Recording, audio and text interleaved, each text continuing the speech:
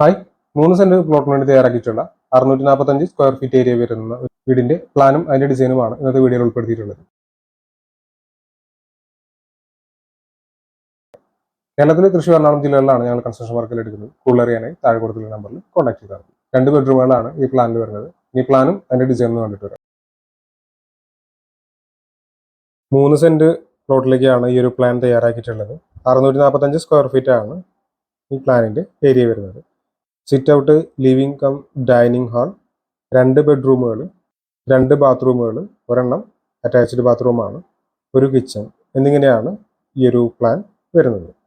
11-12 ലക്ഷം രൂപയാണ് ഈ ഒരു വീടിന്റെ ബജറ്റ് കണക്കാക്കുന്നത്.